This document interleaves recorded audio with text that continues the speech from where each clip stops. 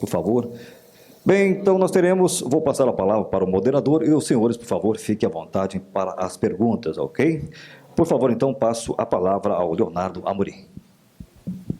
Olá, bom dia. Meu nome é Leonardo, aqui como nosso amigo nos apresentou aqui. Eu sou gerente comercial aqui do Grupo FRG, também engenheiro aqui da área, entendo um pouco o que todo mundo fala aqui. Então, a gente vai começar aí pelas perguntas, tá? Se o público tiver aqui a destinar os dois palestrantes que agora apresentaram, fiquem à vontade aí, por favor.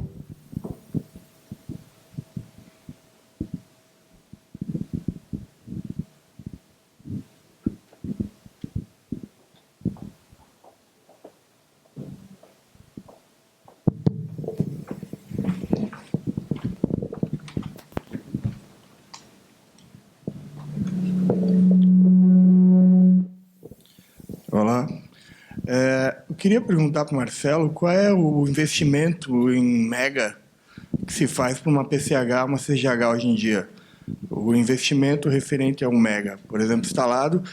E também uma segunda pergunta, quanto é mais ou menos o prazo de licenciamento ambiental e o prazo de execução da obra? Se for pensar numa planta de um mega, por exemplo. Bom, boa pergunta. Em média, a gente está falando hoje, varia muito de acordo com o aproveitamento, né? Você tem aproveitamentos mais caros, mais baratos, mas em média hoje a gente calcula uns 6,5, 7 milhões o mega, né? De investimento. E o prazo do licenciamento ambiental é o sexto número da Mega Sena. Ele varia, assim, a implantação da obra você pode pensar em 1 ano e meio, depois que você botou o carro na rua, depois que você começou o canteiro, né? Mas o licenciamento ambiental, a gente tem casos extremos, né? Obviamente, que passaram de 10 anos, tá? E tem casos que 3, 4 anos sai, mas é o nosso grande gargalo hoje, que eu entendo como desnecessário, né, que a gente espera estar mudando. Ontem a gente ainda teve uma vitória, lá em Curitiba se formou um grupo de trabalho, o Paraná tem um Ministério Público muito ideológico, já vi declaração de promotor ambiental lá dizendo que é hidrelétrica, né, porque sem análise técnica alguma, e ontem eles abriram um pouco a guarda, né, baixaram um pouco a guarda, e a associação, juntamente com o Ministério Público e o Poder Executivo e o Poder Legislativo, formou um grupo de trabalho, vai ser oficialmente lançado, para que se trabalhe essas questões. Santa Catarina teve um programa, uns anos atrás, o SC Mais Energia, que foi um modelo para o Brasil. E foi justamente essa a estratégia do programa, botar todo mundo na mesma mesa. Então, deixaram de lado as vaidades, deixaram de lado os pequenos poderes, e Santa Catarina teve uma evolução muito grande no número de projetos aprovados e projetos que se iniciaram.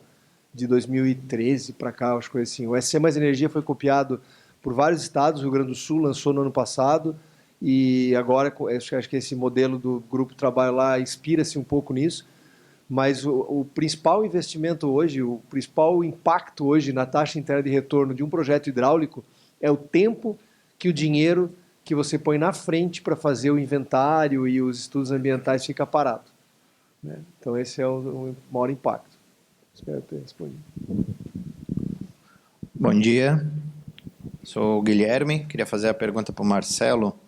Marcelo, a minha pergunta é um pouco mais para essa parte da discussão que está tendo nessa questão da resolução 482, que a ANEEL está fazendo essas audiências públicas, e eu queria entender um pouco a parte técnica da questão de injeção de energia vindo da microgeração, que isso é uma discussão que eu já ouvi falar, que o sistema elétrico brasileiro, essa energia reativa, ele não tá pronto para receber, vendo aí o crescimento da fotovoltaica e também um pouco dessa questão das PCHs, que elas fazem parte também da microgeração.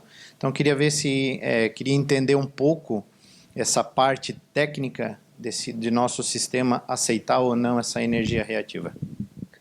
Bom, assim como todo atributo, né, toda fonte deveria ter os seus atributos avaliados.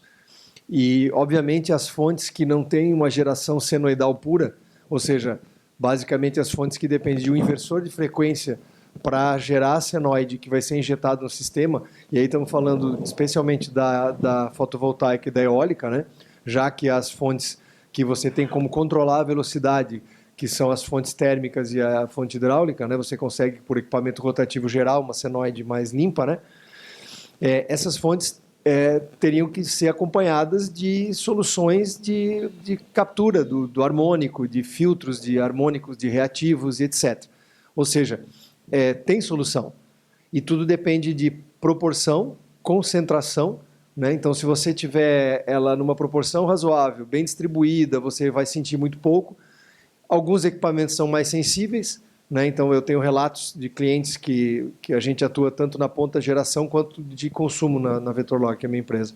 Ela, assim, máquinas muito sensíveis, basicamente, que têm eletrônica fina, sofrem com problema de poluição por harmônicos. E na parte, vamos dizer assim, do que eu chamo de atributo da fonte, assim, dá para filtrar? Dá. Mas isso é considerado? Normalmente não.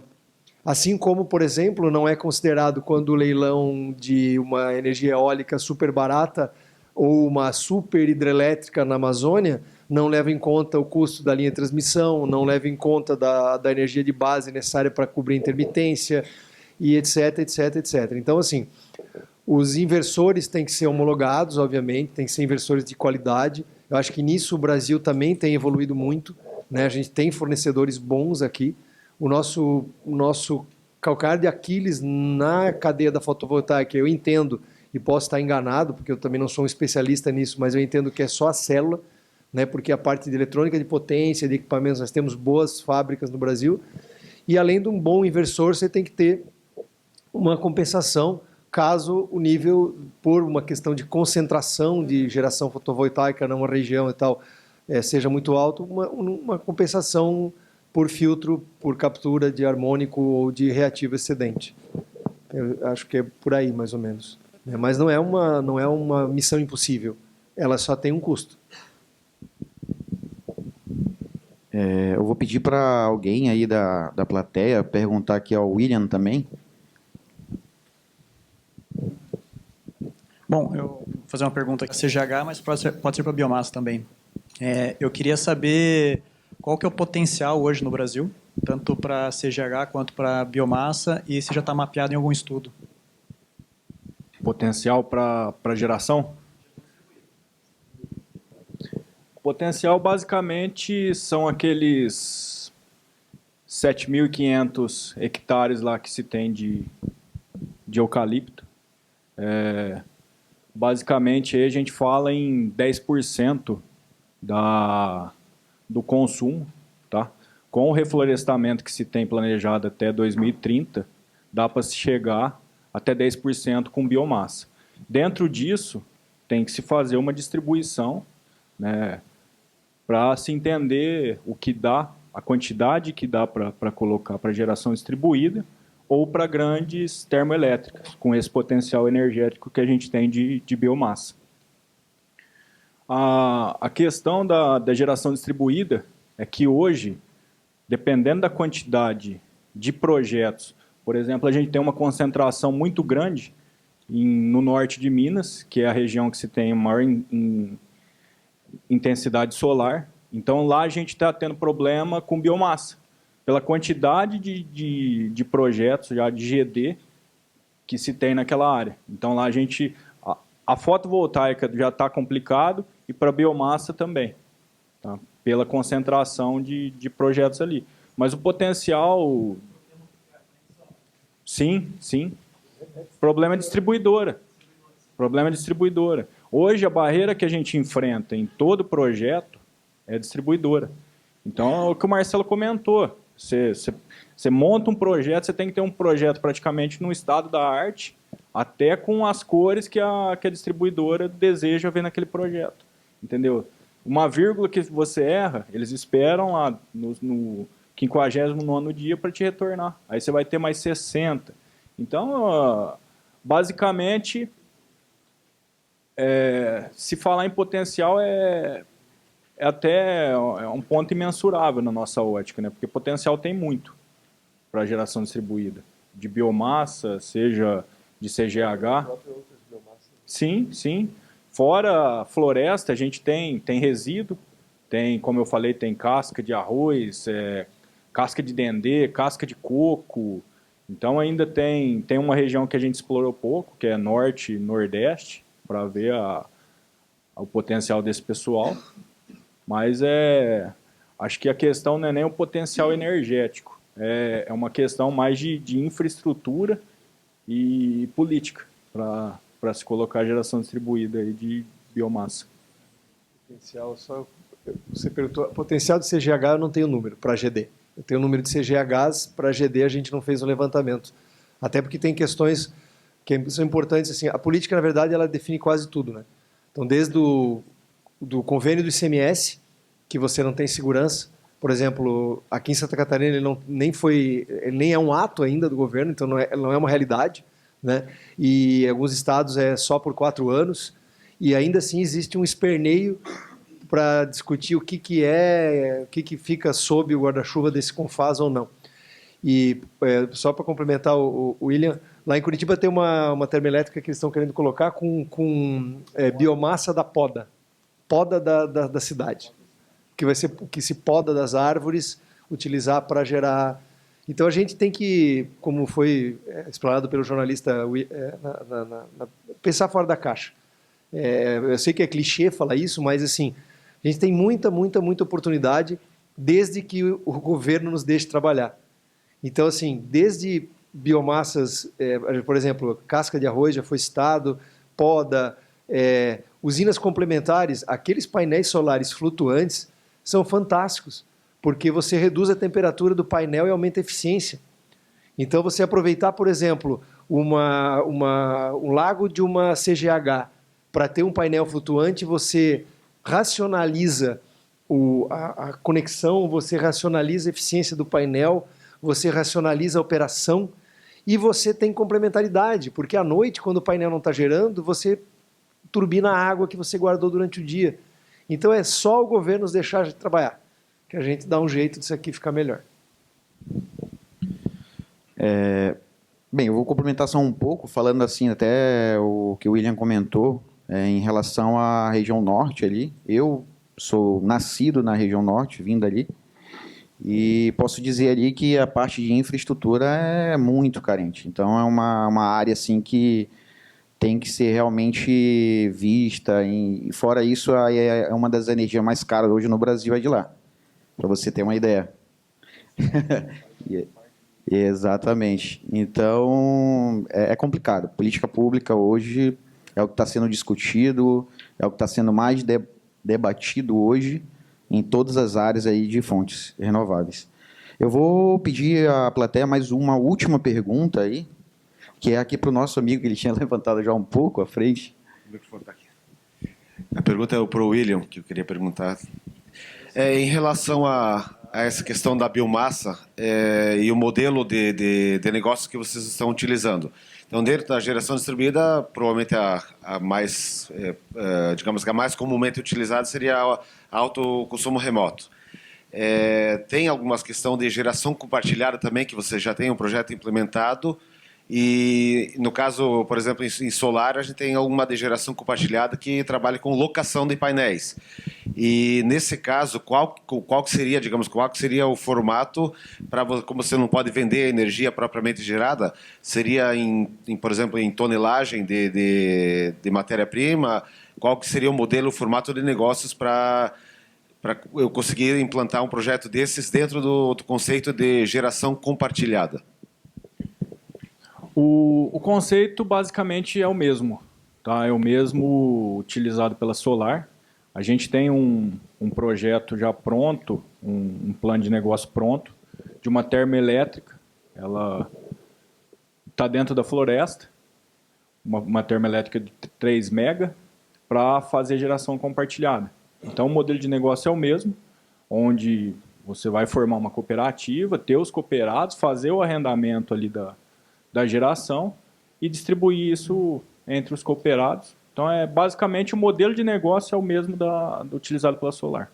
Mas o contrato entre o cooperado, ele é baseado em qual métrica?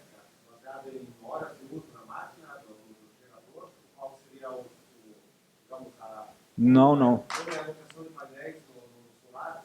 Ele compra cotas, tá? Então, a cooperativa ela vai ter uma quantidade de cotas ali a distribuir.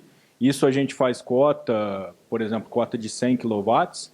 Então, ele vai comprar 2, 3, 4 cotas ali de 100 kW e, através dessa cota, é que vai ser feita a compensação. A distribuidora vai fazer a compensação através da quantidade de cota que o cooperado ele tem comprado ali. Tá? Agora sim, vamos ter aqui a última pergunta aqui, do nosso amigo. Tá, Carlos Cunha, Grupo BC Energia de Goiânia.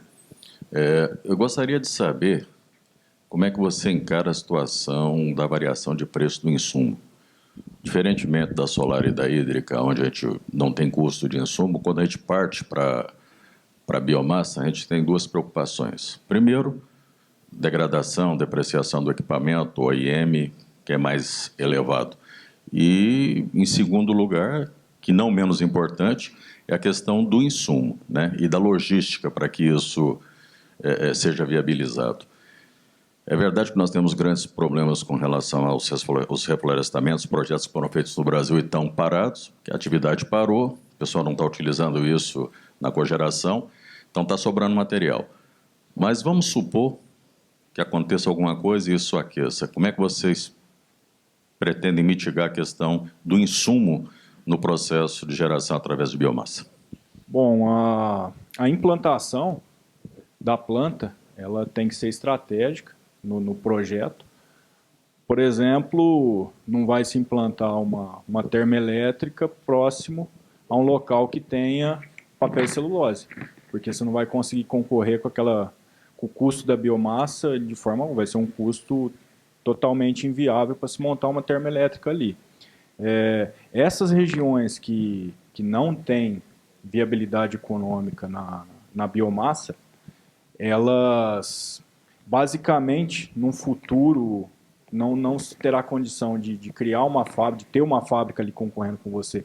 Então, você tem um terreno que o relevo dificulta, né? A própria região ali, o polo que não tem indústria, é um polo que é dedicado estritamente à floresta, então algumas regiões bem específicas, e ali o custo da biomassa é viável. Tem regiões que se tem concorrência de biomassa, que aí já começa a impactar mais no resultado da viabilidade do projeto.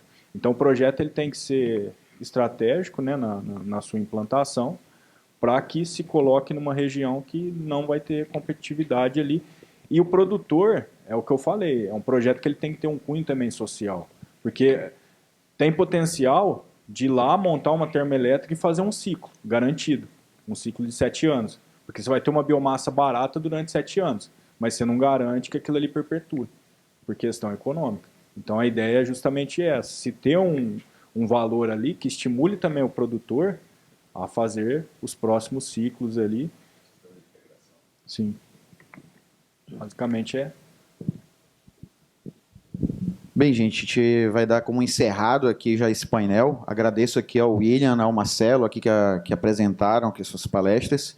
E agora a gente vai ter o momento do coffee, tá ok? Muito obrigado aí, tenham um bom dia e um ótimo evento ainda que nós vamos ter aí.